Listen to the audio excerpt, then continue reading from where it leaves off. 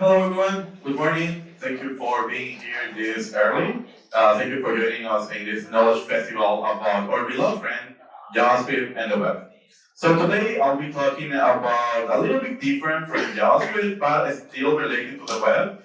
And I know it's something that you might be finding it cool and happy to be know about. So to start, I'm going to introduce myself. Well, my name is Fuentes. I'm a geek singer as I was born, so therefore I just became a software engineer as an adult, of course. And I've been mostly a strong backend engineer around these years, but I've also been recently working more with the front end, so I came here with a mix of both in this topic about WebAssembly and how to use it in server-side applications. So I'm from El Salvador, but I'm currently living in Tokyo around for 1 year, but still my Nihongo is not pretty good, so sorry about that. And I'm open source lover, and today I'm going to speak of one of my favorite projects around the community, especially because it's being very pushed from the Cloud Native Foundation. If you don't know the Cloud Native Foundation, you may know one of their most famous projects, which is Kubernetes. And I'm a community lover, so I became a Google Developer Group leader back in El Salvador, so I host events and online events and offline events back in Latin America too. So I would like to put this question at first in this presentation, and it's what if the same code could be used anywhere? We can talk about the web, we can talk about the cloud, embedded devices, or even your cluster. I would like to introduce this question, and I hope you can be connecting the points along the presentation, and finally have your answer at the end. So let's talk about portability.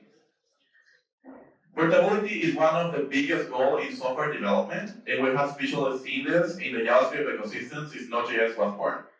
Probably since we are JavaScript fans, we know already that basically you can use JavaScript to create mobile applications, desktop applications, web applications, even robotics and IoT, and everything, basically everything you can imagine. So, but what if we can be polyglots in the terms of not only using JavaScript for this and just using any language that you can think about and have the best performance we can. So this is the main idea of this presentation. So I would like to introduce WebAssembly to this. You might have heard about WebAssembly in the past because it has been around there for around many years, but this has evolved very much in the past years thanks to the Cloud Native Foundation. So we have WebAssembly, our old friend. This first appeared on March 2017, so it's been there for 7 years and it's been disrupting the way we develop software from the first beginning. We have a high performance portable binary instruction format, and this is because the output of WebAssembly is under a standard for the machine code. We can have most of the best performance we can achieve on the web. The third point is that this was designed for browsers because, as the name indicates, this was just having to support and extend code to the browser. We can port server-side code to the browser because basically when you work with WebAssembly, what you're doing is compiling server-side code to a standard as a binary code that the browser can understand. You can use Go, Kotlin, Ruby, Python, and any modern language at this point. And the last point is that this generates models, and this is a keyword that I would like you to remind, because this is the name of how the generated binary is called in the community. So, if it's designed for browsers, can we use it somewhere else? And the answer is yes, we can do it. Because we have WebAssembly runtimes. As I mentioned before, we have in the browsers, we have our own runtime to support WebAssembly, because this is the standard that we are currently having now. But why don't we think of having this separated from the browser and being able to run it outside of it? So, thanks to this, we have WebAssembly runtimes. We have some of them called Wasmer, Wasm Edge Runtime, Wasm Time, and JWT, and many more because the community has been growing a lot in the last years. Thanks to these utilities, we can just run WebAssembly in the server side. For example, Wasm Time is one of the most used IDES plugin is the one I'm going to be using in this presentation. You can use it for Ruby, Kotlin, Go, Rust, Node.js, Python, and C#. So the first bullet point for this runtime is that it's easy install as a library because you only have to either install the dependency, and it's basically just plug and play and just asking for some basic configuration. And of course, the WebAssembly binary. The second is that this runs in a sandbox runtime. So this allows us to be protected in the code that we're running, so we can avoid malicious code, of course, even if you download any WebAssembly model pre-built from any repository, you can be sure that it's not going to access anything, because this runs in isolated memory from the host. And because this was mostly done because when WebAssembly appeared in the web, many people were creating this malicious website where they were just mining cryptocurrency, of course, back then. So now we just have it separated from everything. And this allows us to use the WebAssembly models inside of a host language. A host language basically is the server-side language you're going to use, for example, Go, Rust, Ruby, etc. And we can just interact with the encapsulated code. So now you might ask, are we ready to use WebAssembly in server-side language? Yes and no, and let me explain why. You probably, at this moment, you can do a lot of things right now that I have mentioned before, but we might need a bit more of if you really want to take it to the next level.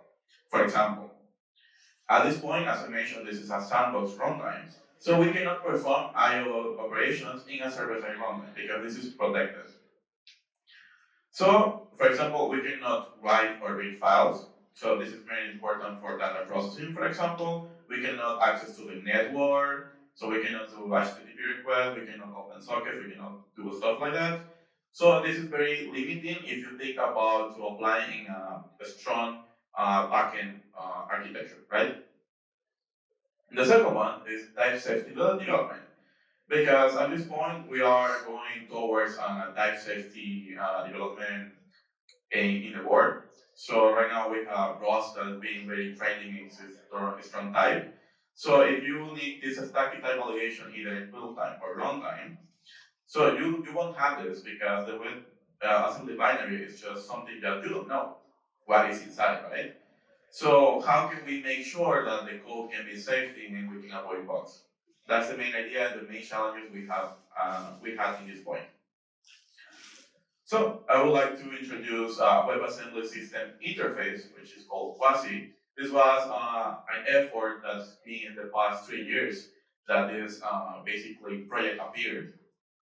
And now we can talk about this. And basically, as a summary, this is a group of standard track API specifications for Sorba compiled to the WebAssembly standard.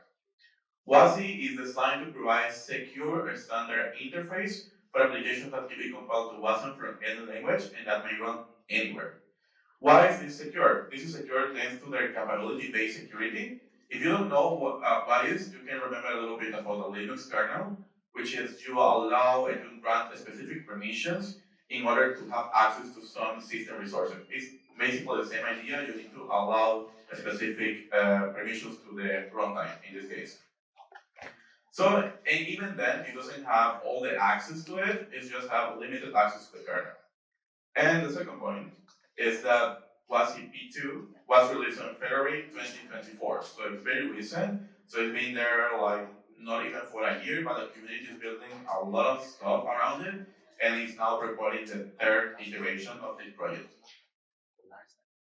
So I'm going to talk about what APIs are available at this moment. I'm just going to focus on what I consider what are the most important ones, so we can build a full application in this point.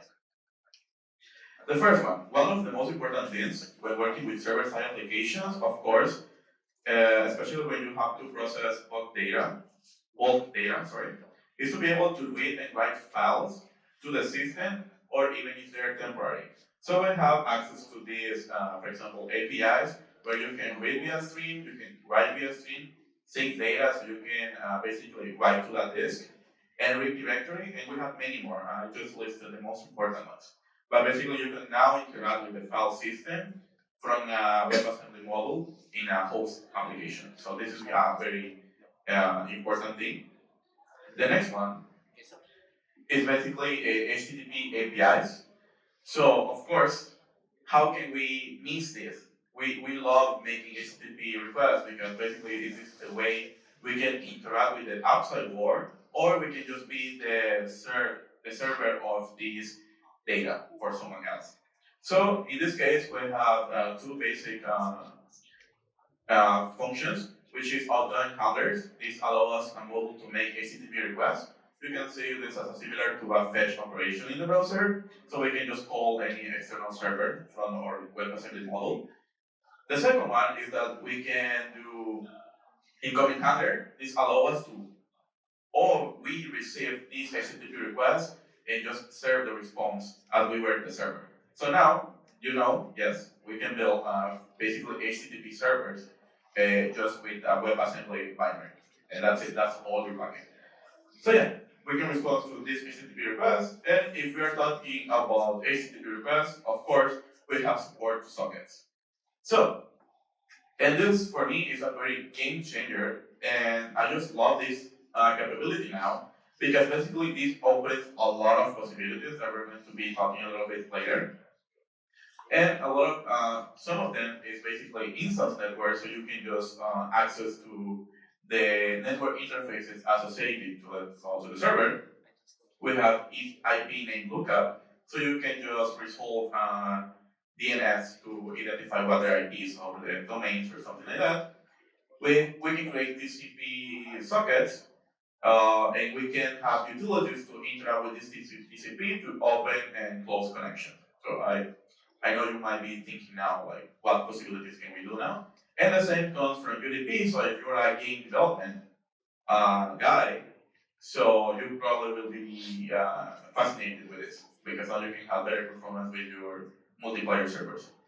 So yeah, we can do that. And with this, now we can build models that can read, write, and files. Like I mentioned before, for data processing, temporary file generation, AI generation, all this kind of stuff is very important for us in the backend side because it's one of the basic operations we usually perform.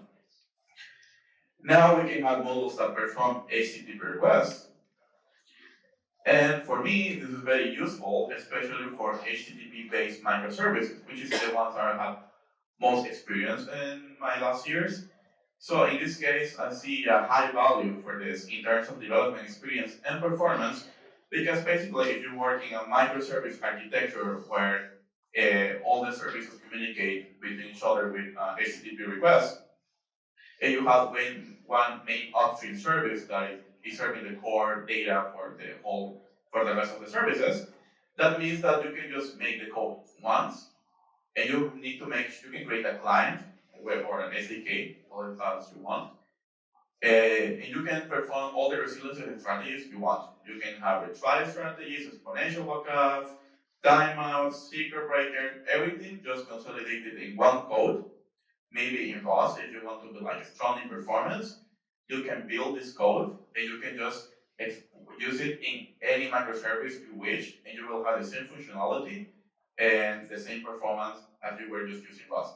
So this is, for me, it's a game changer because this reduces a lot of development time and this just ensures quality, and you have to maintain only basically one code base, and you will impact the whole microservice architecture. The third point for me is that models that open sockets connections with databases. Of course, if we're working in the server side, we need databases access, right? So if we have access to open TCP sockets, now we can just interact with SQL database. And with this, we can now have basically full applications that can work with WebAssembly. So can you imagine just having a full stack application? Because now we have HTTP and we have a database to access, and we have access to the database, and we can just serve any HTTP request. We can have a full stack application. We can just have Next.js running in a WebAssembly application. So it's just as this easy? Yes, it is. And I want to tell you that right now the community has a stable version of a port of Redis.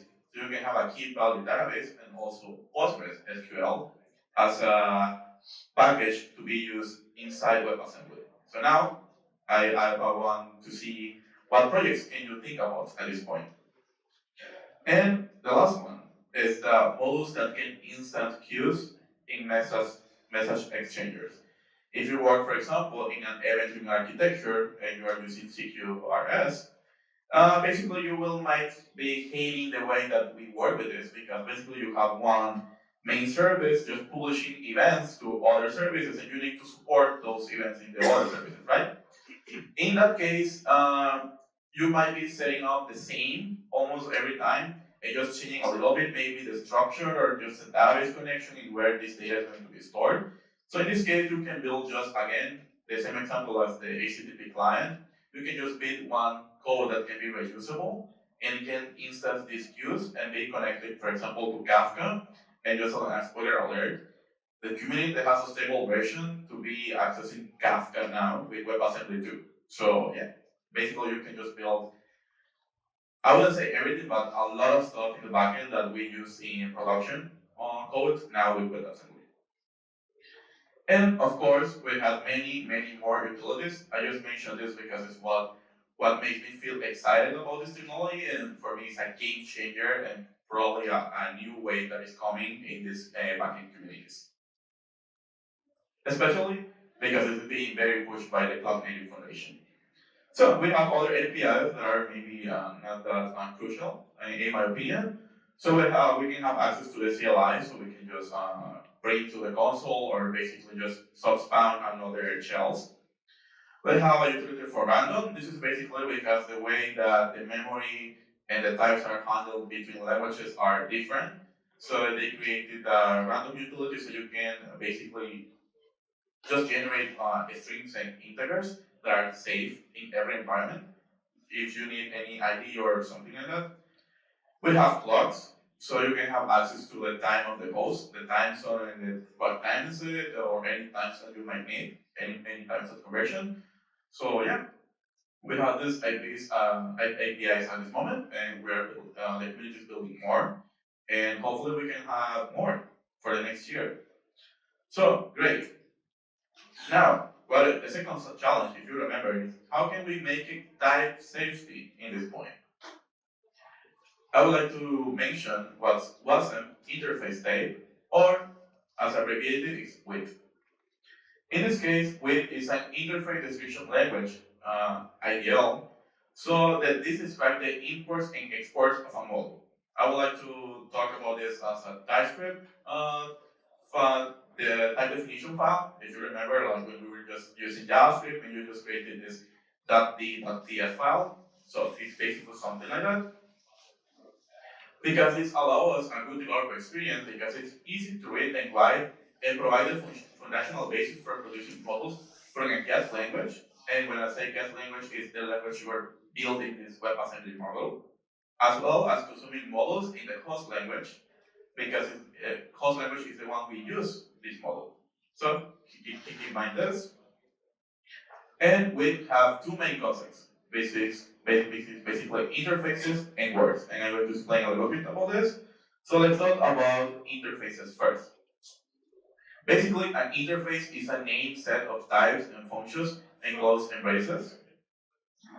And an interface, this is important, can reuse types declared in another interface via a use directive. If you see this example, this is basically very developer friendly, something that we are kind of used to in the type definition, for example, of TypeScript and also Rust. So at the top, we can just have the interface types, which is declaring that it has a property called dimension, and it has another struct called point with x and y values, right? And now at the bottom that we have the second interface called canvas, we can make use of the previous type, and we can just import dimension and point from there. So if you see, the syntax is basically just use the name of the interface dot braces and what are you going to import. Now let's talk about words. And a word basically describes a set of imports and exports for the host to know the full type definition enclosed in braces.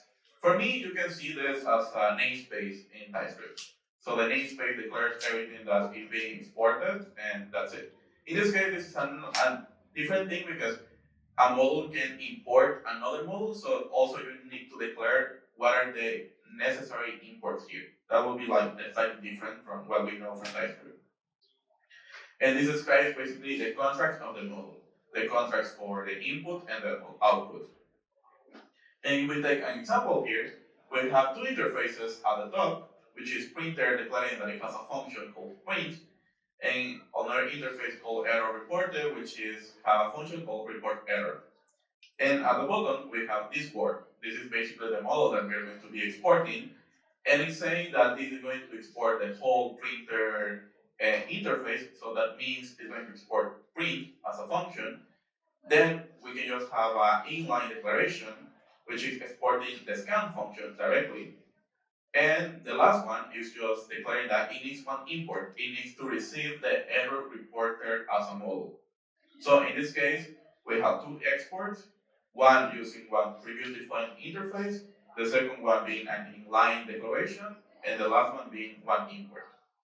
So, as a quick recap at this point, I would like to talk about what we have been seeing right now. So we have WebAssembly, which is our core model, basically our main code. We have WebAssembly runtimes, which is basically what we can use in the server-side implementation. We have WASI, which is basically the system's APIs, the interfaces that we can extend for to have more capabilities in our code. And we have Lead, which is basically the type definition of contracts, of course. So we have all these four things that at this point they are not together, right? So how do we unify them in once? So that's something that I would like to talk about. And I would like to introduce the component model. The component model was the main project that came with WASI and with in this point. So this is a new mindset that we can apply to be using this WebAssembly architecture. So let's talk about this. So what's a component? Let's define first what's a component in this case. Because we have been talking about modules, but what is a component? A component is a portable, interoperable WebAssembly binary. Basically, it's a WebAssembly file that implement a stateless logic. Because again, we cannot keep this running all the time. This is just being called on demand. So the moment it's finished, it's just it's removed from the memory. Components may be compiled from a variety of languages, including right now in this moment, Rust, Go, Python, JavaScript, C, and C# at this moment. And because components can be compiled from many different languages and they interact with one another, they enable developers to break down language silos and utilize libraries and tooling in new ways. You can see this as the picture, like Lego bricks. So I want you to think about this in software, but now thinking like you can just have many responsibilities split and you can just merge them as you wish. And the component model basically leverage WASI, and WAIT all together. We're going to talk about the features now. So one of the main features, and it's the first definition I introduced in this presentation, is portable. Because WebAssembly binaries executes against a virtual instruction set architecture, basically essentially a tiny virtual machine, and this means that they are agnostic to the architecture and the operating system kernel itself. They just run isolated.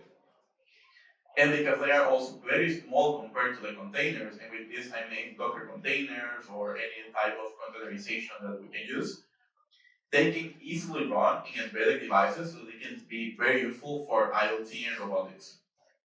Because basically a WebAssembly binary can be just about 8 megabytes if you like trying to do a lot of APIs and a lot of stuff, but if not, it's going to be less, way less.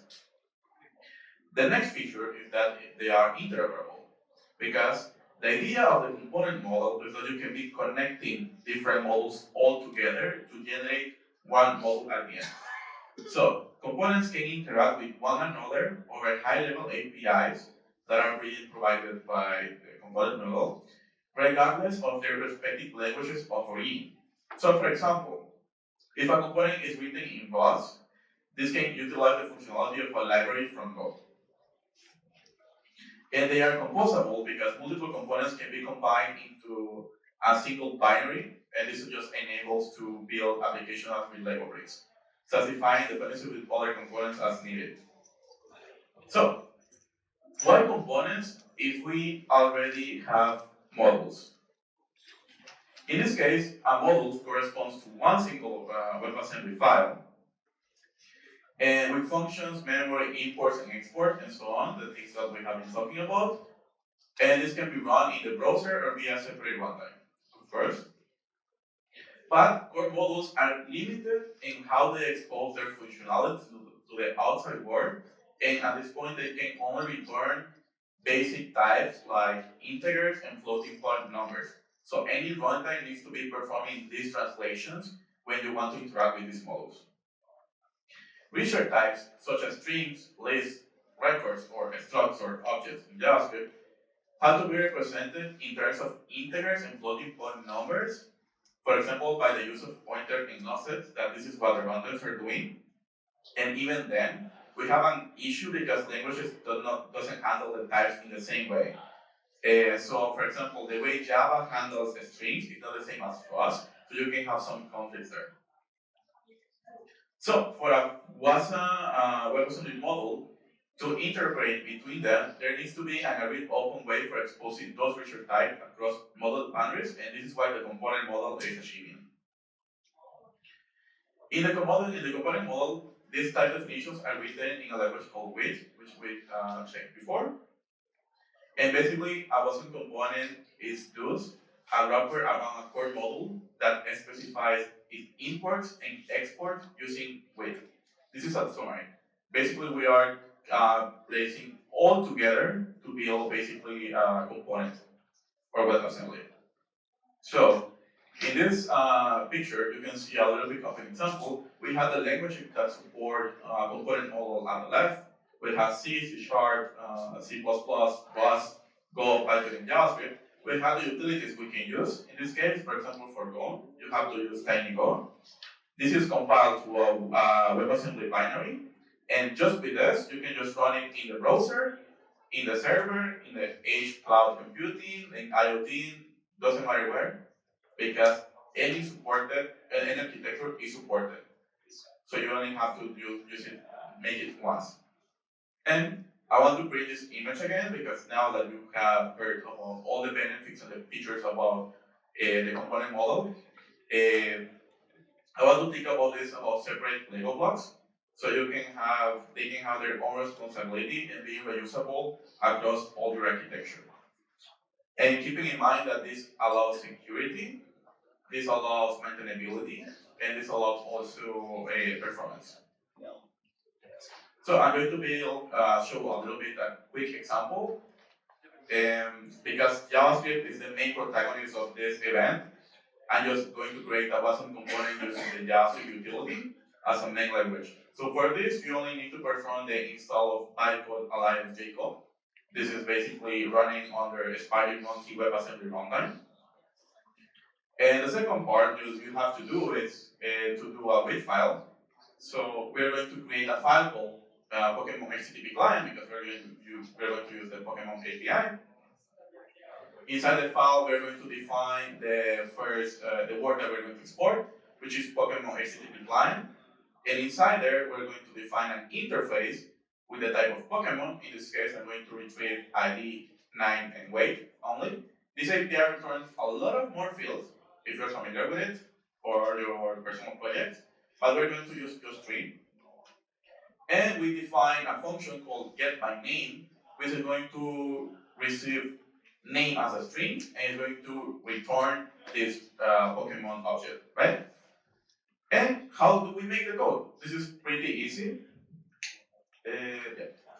This is pretty easy. So at the top we can see the definition of the API. And now, if you remember, we have a function that receives by name. And you can just do a fetch directly because it is being provided by componentized JS in the runtime. And we just need to export it. And with this, we only need to run the componentized command is receiving the JavaScript file first. You're receiving as an argument the with file, so it's the type definition, and the output is basically the WebAssembly model.